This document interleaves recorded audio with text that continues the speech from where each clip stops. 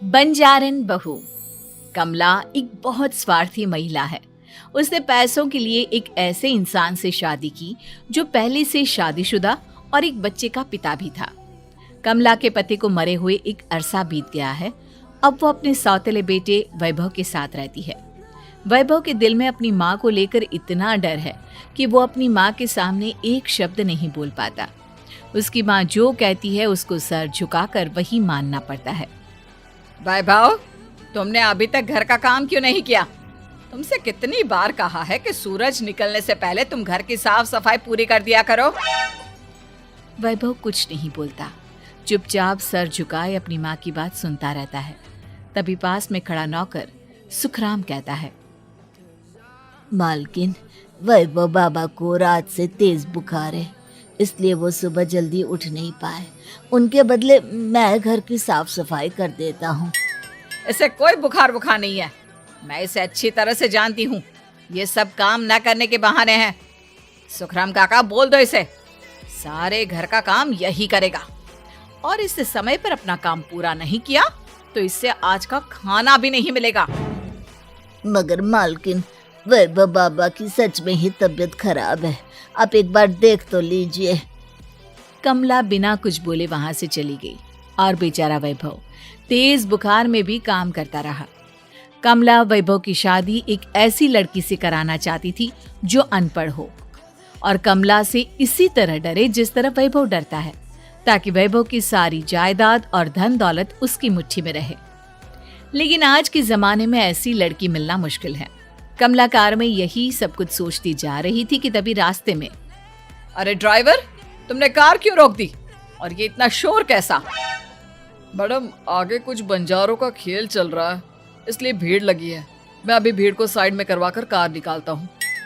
Driver भीड़ को side करके कार निकालने की कोशिश करने लगा कि तभी कमला की नजर रस्सी पर चल रही एक फुलवा नाम की बंजारन पर पड़ी। क्यों ना मैं इस बंजारन की शादी वैभव से करा दूं? ये तो अनपढ़ लग रही है, मेरे पैरों तले दबकर भी रहेगी। मुझे अभी इसके माँ बाप से बात करनी होगी। ये सोचकर कमला ने उन बंजारों से बात की और उन्हें शाम को अपने घर बुलाया। फुलवा के माता पिता वहां उसे लेकर आ गए। उन्होंने इतना आलीशान घर पहले कभी नहीं देखा था। अच्छा हुआ आप लोग आ गए। देखिए, मुझे घुमा फिरा कर बात करने की आदत नहीं है, इसलिए सीधे सीधे मुद्दे पर आती हूँ। मुझे आपकी बेटी बहुत पसंद है। मैं अपने इकलौते बेटे की शादी आपकी बेटी फुलवा से कराना चाहती हूँ। इसके बदले में आप जो चाहो वो ले सकती हैं। तभी फुलवा की माँ कहती है, ये क्या कह रही है मैम साहब? कहीं आप हमारी गरीबी का मजाक तो नहीं उड़ा रही ना? आप मेरे बेटे से मिल लो। अगर आपको मेरा बेटा पसंद आता है तो मैं कल से ही शादी की तैयारी शुरू कर दूंगी। सुखराम, वैभव को लेकर आओ। फुलवा अपनी माँ के कान में फुसफुसाती है, माँ, कहीं इस मेम साहब का छोरा पागल तो ना है? फुलवा अपनी माँ से बात कर रही होती है कि वैभव वहां आता है। फुलवा उसे देखती ही रह जाती है और उसके माता पिता उसकी शादी तय कर देते हैं। शादी वाले दिन किसी को फुलवा और वैभव की बेमेल विवाह की बात समझ में नहीं आती।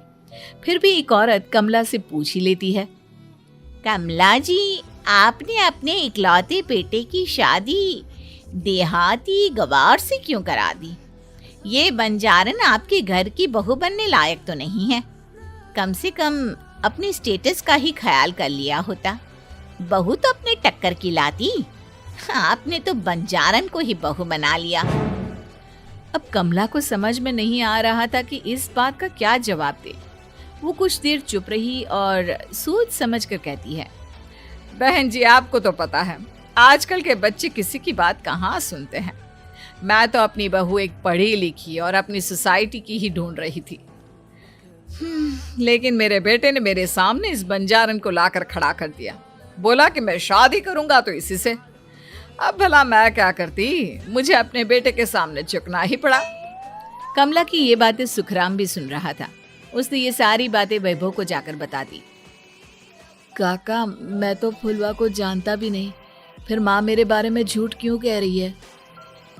अरे बेटा, तुम कितने भोले हो, तुम्हें कुछ भी नहीं पता। तुम्हारे पिता अपनी सारी संपत्ति तुम्हारे नाम करके गए हैं। तुम्हारी माँ नहीं चाहती कि ये संपत्ति तुम्हें मिले, इसलिए उन्होंने तुम्हारी अनपढ़ लड़की से शादी करवाई ताकि तुम्हारी तरह वो भी अपने हक के लिए आवाज ना उठा सके। सुखराम काका, मैं क्या करूं, आप ही बताओ। माँ के सामने आते ही मेरे हाथ पैर कांपने लगते हैं। मैं माँ को कुछ भी नहीं कह पाता। वे दोनों बात कर ही रहे थे कि अचानक कमला वहां आ गई। कमला को देखकर दोनों घबरा गए।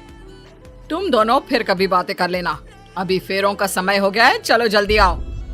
इस तरह फुलवा और वैभव की शादी हो गई। अगले दिन कमला ने फुलवा को बुलाया और उसे नसीहत देने लगी।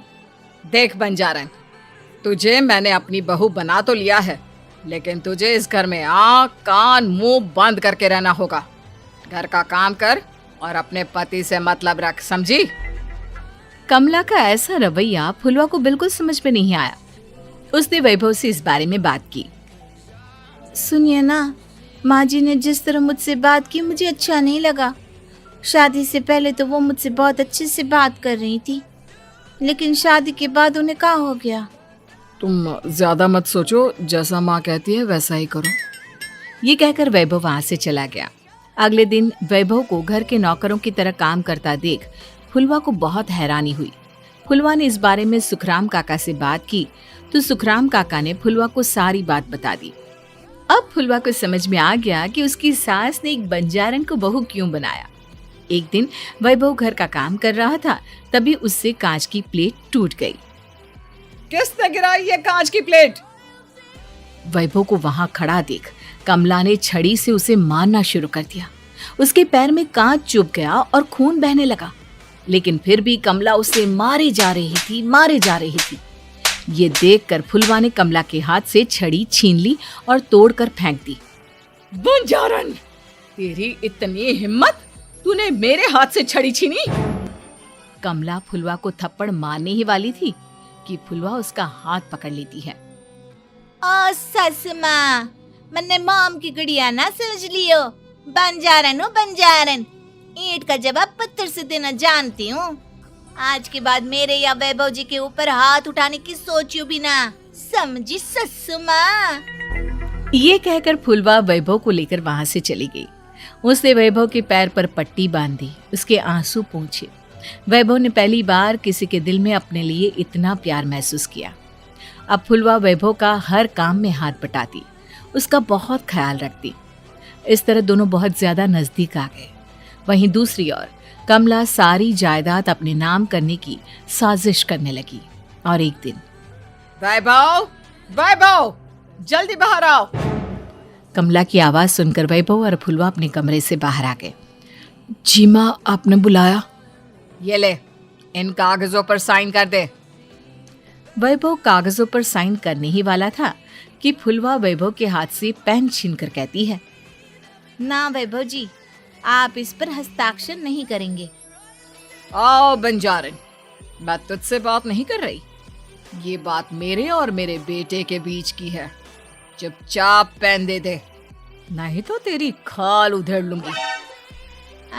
ससु माँ, बंजारन की खाल इतनी भी ढीली ना होवे कि कोई भी उधेड़ लेवे।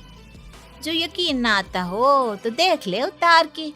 और हाँ, बंजारन जरूर हूँ पर अनपढ़ ना हूँ। मन्ने भी पता है कि किसी भी कागज पर साइन करने से पहले उसे अच्छी तरह पढ़ लेवे हैं। पेन देती है या नहीं? ये कहकर कमला फुलवा को मारने आई तो फुलवा ने कमला को धक्का दे दिया और वो नीचे गिर गई। कमला डरकर वहां से भाग गई। अब फुलवा ने वो कागज उठाए और वैभव के साथ सीधा वकील के पास चली गई। वकील ने वो कागज देखे और फुलवा को बताया, वैभव के पिता की सारी जायदाद और संपत्ति वैभव के नाम है, लेकिन वैभव की सौतेली माँ इस संपत्ति को अपने नाम कराना चाहती है, इसलिए इन कागजों पर वो साइन करा रही थी। तो अब हमें क्या करना चाहिए वकील साहब? वकील ने फुलवा और वैभव को सब कुछ अच्छी तरह से समझा दिया।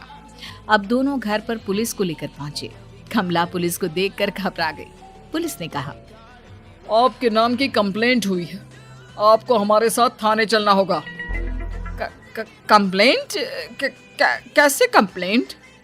आप अपने सौतेले बेटे पर बहुत अत्याचार करती हो, धोखे से सारी जायदाद अपने नाम करा रही थी। अब नहीं इंस्पेक्टर साहब, जरूर ये मेरी बहू की कोई साजिश है, इसने गलत कंप्लेंट की है। मैडम, शिकायत आपकी बहू ने नहीं बल्कि आपके बेटे वैभव ने की है। कमला वैभव का नाम सुनकर दंग रह गई। जिस बेटे ने कभी उसके सामने सर नहीं उठाया था, आज वही बेटा उसके सामने पुलिस को लिए आया है। वैभव, तुम्हारी इतनी हिम्मत कि तुम पुलिस को ले आए? हाँ माँ, मैं लाया हूँ पुलिस को, और मेरे अंदर इतनी हिम्मत कभी ना आती अगर फुलवा मेरा साथ ना देती। आपने बंजारन बहू को लाकर अपने ही पैर पर कुल्हाड़ी मारी है माँ। मैडम, अब की बात खत्म हो गई हो तो चलो हमारे साथ। वैभव, मुझे माफ कर दो, मुझे थाने मत भेजो। आज के बाद मैं तुम्हें कभी नहीं मारूंगी, तुम्हें कभी परेशान नहीं करूंगी, मुझे माफ कर दो। वैभव अपनी कंप्लेंट वापस ले लेता है और पुलिस वहां से चली जाती है। वैभव अपनी सौतेली माँ से कहता है, मैंने पुलिस को वापस तो भेज दिया है, लेकिन मैं आपको माफ नहीं कर सकता।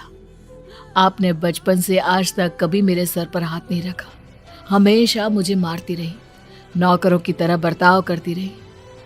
आप इस घर में नहीं रह सकती, चली जाइए यहाँ से। कमला घर छोड़कर चली गई और सड़क किनारे खड़ी होकर सोचने लगी, काश मैंने वैभव को माँ की तरह प्यार किया होता तो आज मैं इस तरह से बेसहारा ना हो जाती। Best to give me your loyalty, 'cause I'm taking the world you'll see.